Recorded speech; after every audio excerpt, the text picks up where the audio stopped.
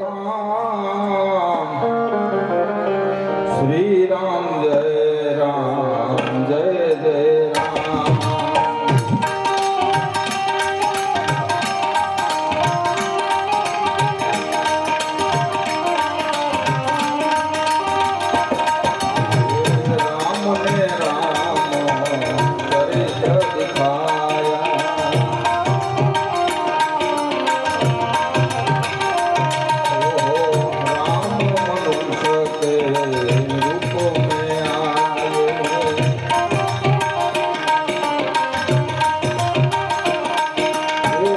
રઘુપતિ રાઘવ રાજા શ્રી રામ જય રામ જય જય રામ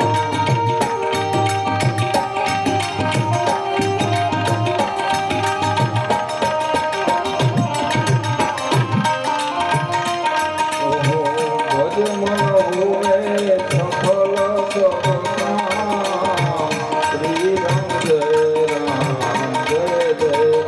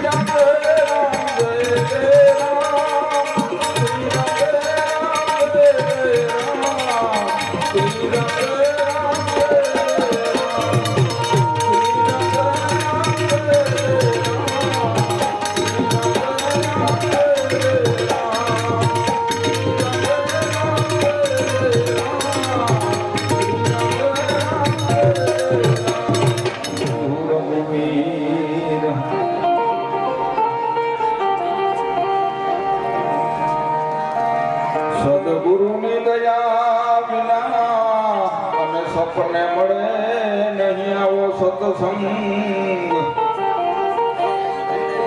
આજ કૃપા થાય જો મારા નાથની તો ચડી જાય ભક્તિનો રંગ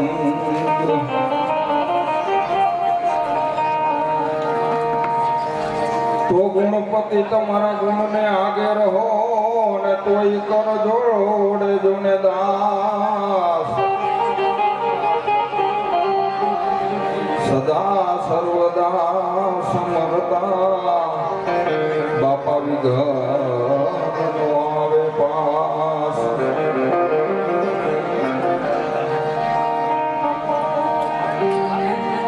તો કુંભ ઘડો ભરી લાવે મારો સાયો એ કુંભ ઘડો ભરી લાવે મારો સાયો શંકર જલાડે નાય હો શંકર જલાડે નાય હાલો મારી સયાડો હાલો મારા સંતો ગણેશ બધા ગણેશ બધા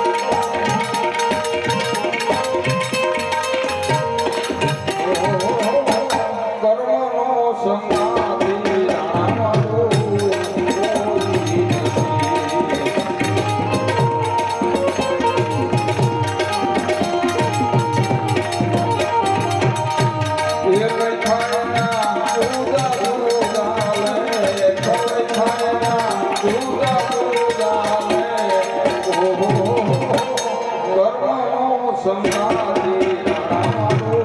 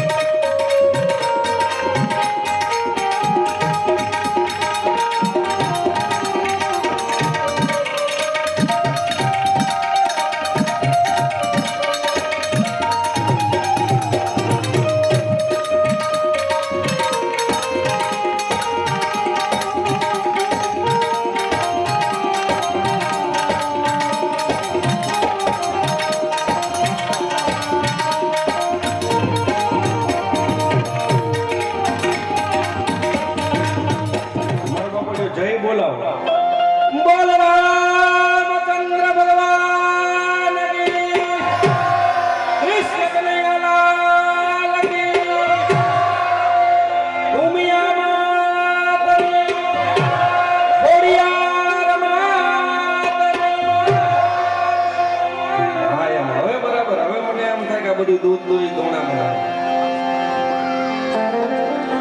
રોગ સિંધુ પરે જુગતી પશ્ચિમે મધ્યમાં એશિયાની અટારી કે હિન્દ દેવી તની કમર પર ચમકતી ધડકતી ચક્ષુ જાણે કટારી કે પહાડ ઉન્નત મુખે ઉચારતા કરતી ગરજતી ગજ જલતી ગાન સરણી ભારત ભૌમની વંદુ તને આવડી કે ધન્ય હો ધન્ય મારી સૌરાષ્ટ્ર ધરણી સૌરાષ્ટ્ર ધરતીમાં હાલાર પંથકમાં મોટા રામપર નામનું ગામ રાજા મોટા રામપર ગામની અંદર ગામ સમસ્ત એવો કાર્યક્રમ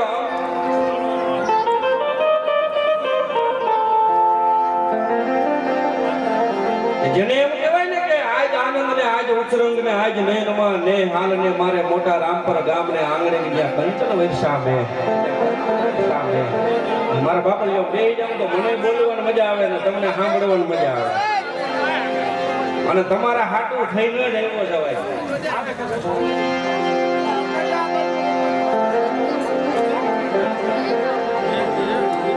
એટલે આજ 3 દિવસ ત્યાં ભવ્યાતિ ભવ્ય કાર્યક્રમ ભગવાન રામ ઠાકર ગામ ધણી જેને કહેવાય કે ગામમાં પધારવાના હોય મૂર્તિ નું પ્રાણ પ્રતિષ્ઠા મહોત્સવ 3 દિવસનો હોય અને આખું ગામ અને કહેવાય કે આનંદમાં હોય ને ત્યારે આનંદમાં વધારો કરવા માટે અમે જ્યારે આવ્યા હોય ત્યારે મારે રામની રામાયણની મારે બે વાતો કેવી તમને આનંદ જ કરાવવો છે આમ તો વાતો તો વિગતાળીઓ કે હેડા હેડા માનવી જેડી જેડી વાતડીઓ પણ આજ રામના પ્રસંગ છે એટલે મોટા ભાગે હું રામના પ્રસંગો તમને કહીશ રામાયણના પ્રસંગો કહીશ પણ એની પેલા માથી કોઈ મોટું નહીં જળધર કે જગદીશ ઈ હવ નમાવે શીશી તો અંબાની આગળ હાલિયા આ દુનિયાની અંદર માથી કોઈ મોટું નહીં એટલે મારી માં કુળદેવીને યાદ કરી દુહા છંદની શરૂઆત કરી અને પછી રામની બે વાતો માંડું રામાયણની બે વાતો માંડું એટલે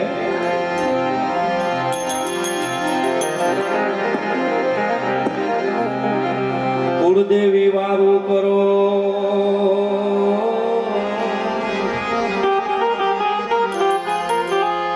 મારી સમરું તુને સદાય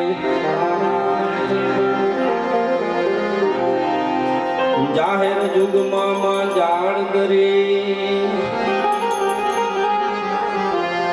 મારી આશરો તારો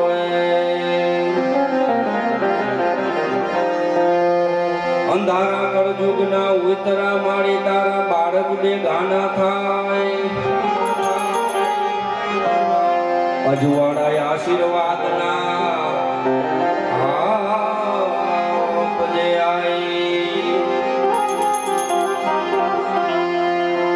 ધ્રુવ થઈ તગ તગે મારી મધસાગરની માય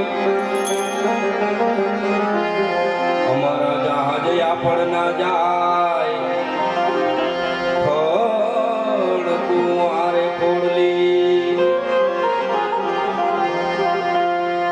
નમો આદિ શક્તિ મહાવિશ્વ માયા નમો ધારણી કોટી બ્રહ્માંડ કાયા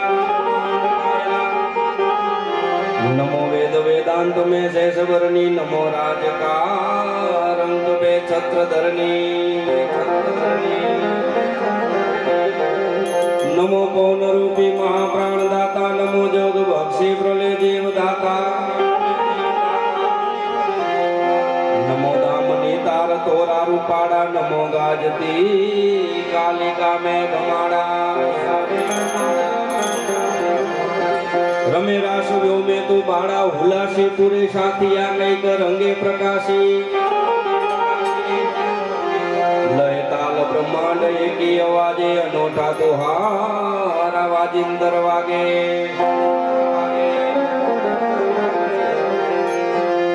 निशा शामड़ी कामड़ी ओढकाड़ी तू हिकाड़ रात्रि नमामी कराड़ी तू ही तार ले जो तो जीणी जबू के पर आब का पंथ फेरा न चुके અને એટલા માટે મને ગુણગાન સાથે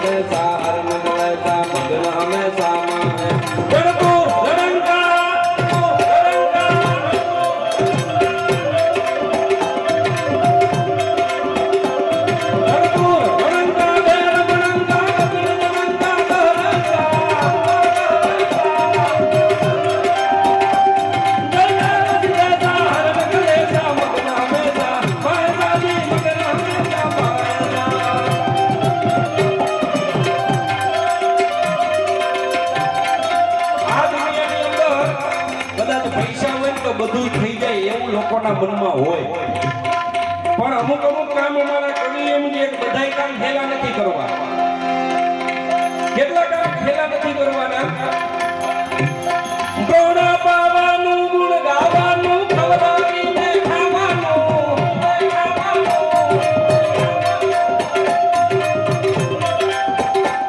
ગોળ પાવાનું, ગુણ ગાવાનું, ખવડાવીને ખાવાનું. ગોળ ચડવાનું, મોજે ગાનું, ખવડાવીને ખાવાનું.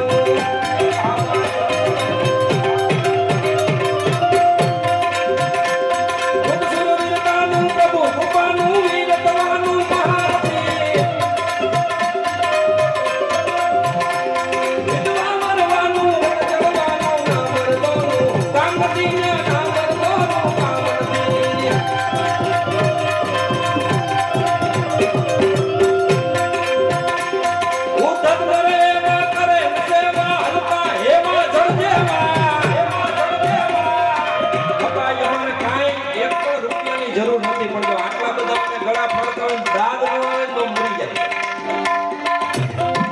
હા, એનું કારણ તો કે આ તાત્કાલિક પ્રોગ્રામ ગોઠવવાનો છે. મારે આ પ્રોગ્રામ લેવાનો જ નહોતો. આપણે 3 જાતની જે ઉપરા ઉપર પ્રોગ્રામ છે પાછો કાયમી છે, અને રાતનો ઠાર પડે ને એટલે અવાજમાં શરદી જેવું થઈ જાય છે.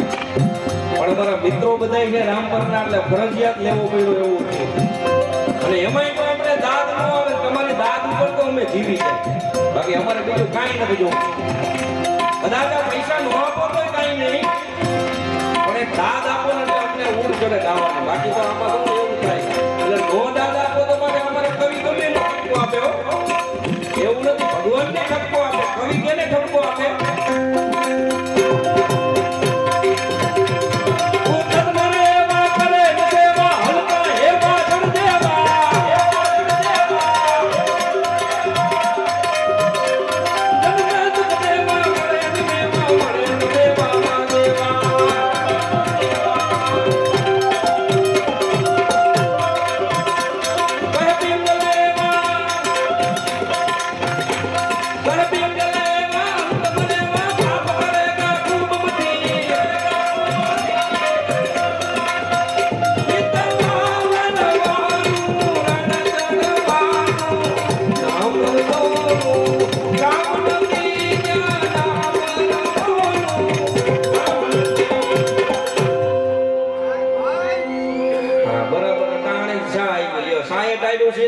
બીડીએ ટાયડો હોકો.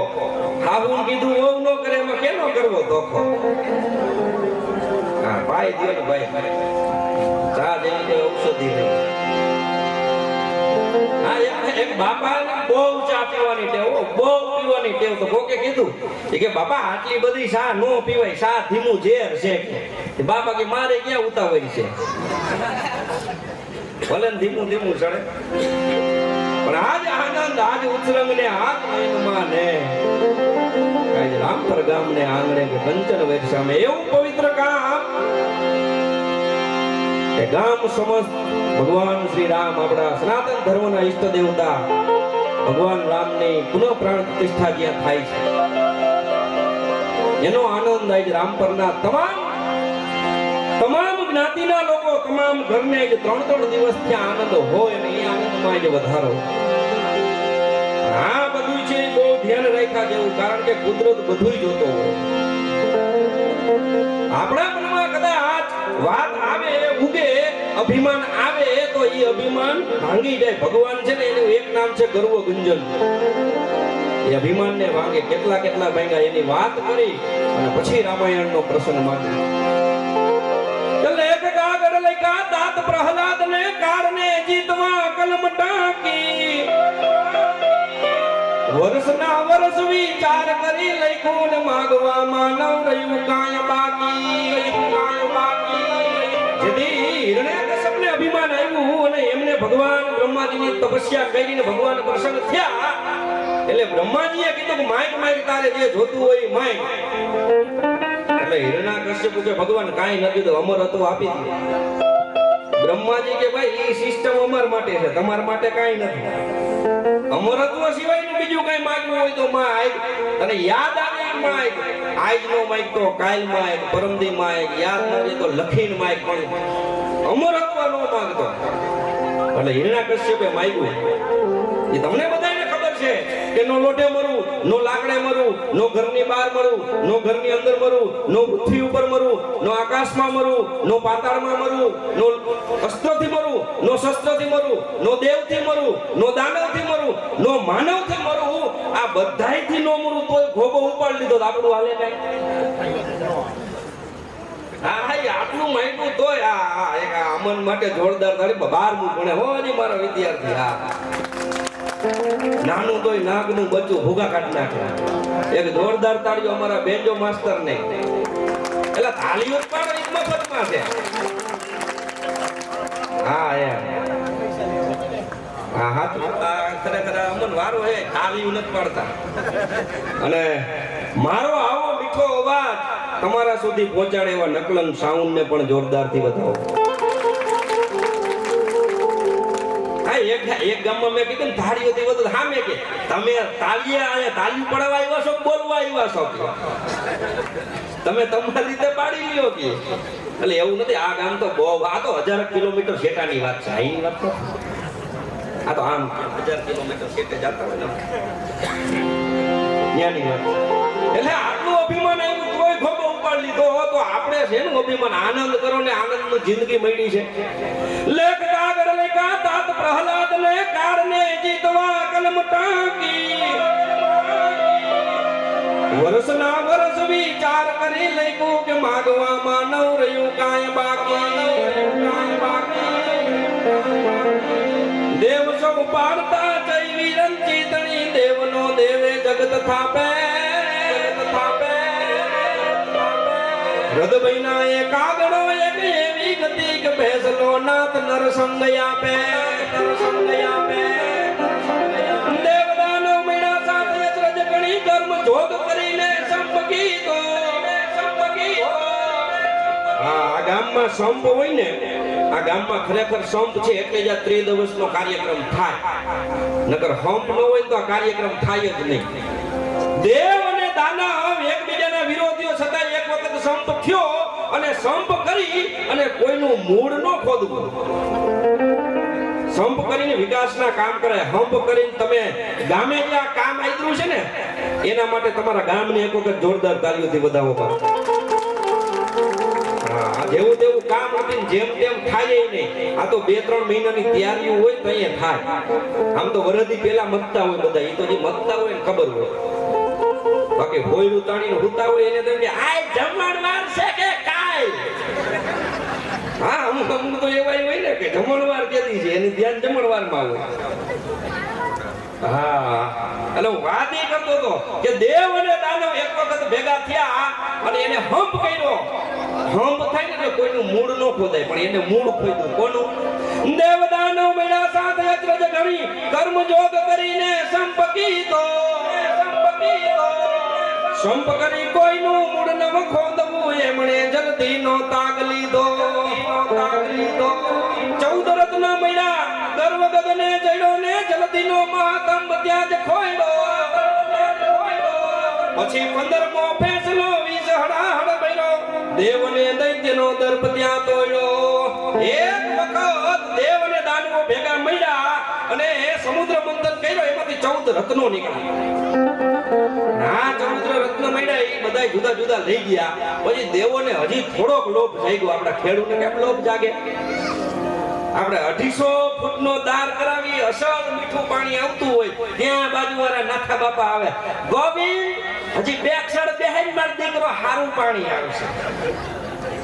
હા બિચારો ગોવિંદ 2 અક્ષર બેહારે તે ખારું પાક. પણ મૂળ લોભ ને એટલે દેવ અને દાનવોને લોભ જાગ્યો એટલે એને 14 વખત સમુદ્ર મંથન કર્યું તો એને સંતોષ ન થયો. એટલે 15મી વખત સમુદ્ર મંથન કર્યું તો એમાં ઝેર નીકળ્યું. ઝેર. હવે આ ઝેર કોણ હાસવે? કોઈ હાસવે? કોઈ નો હાસવે. ગયા બ્રહ્માજી પાસે. બ્રહ્માજી કે ભાઈ ઝેર નું રહેવા દો, ઈ આપણી પાસે નહીં બાપા. વિષ્ણુ ભગવાન પાસે ગયા. વિષ્ણુ ભગવાન કે ભાઈ બીજી લક્ષ્મીજી નીકળે જ દઈ દો.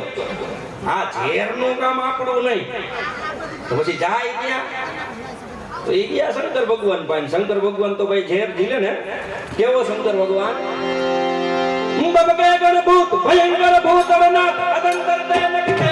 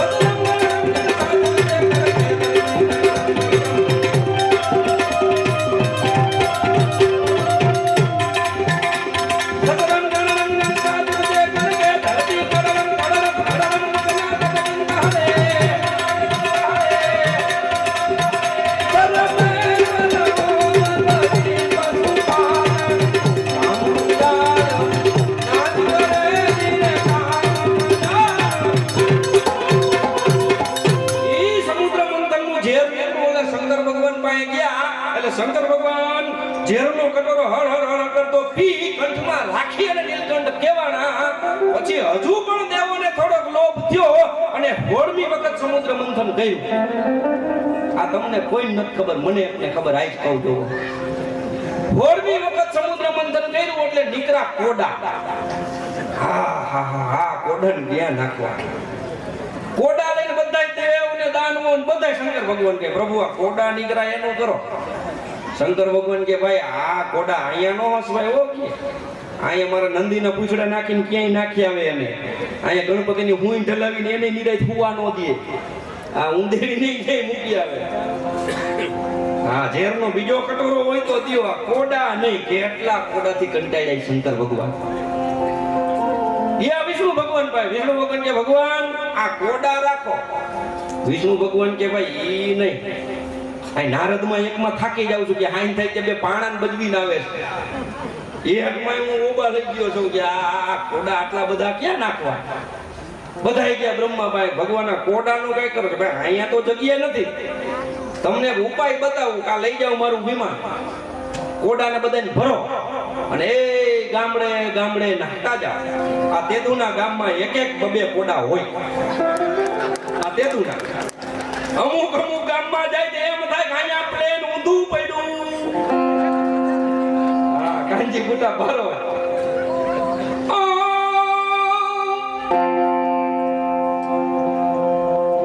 કાંજી બાબા એની ખરેખર કોપી નો કરા એના સાંભળીને જ અમે આ બધું હા અમે બધું કઈ. અને બીજી ચોખવટ કરતો હું કણબીન દીકરો છું, ગઢવી નથી. હા અમુક અમુક ને એમ થતો હોય છે કે ગઢવી ક્યાંથી આવ્યો. હા હું કણબીન દીકરો જ છું. હા હા અમુક અમુક મને પૂછે કે હે તમે ગઢવી?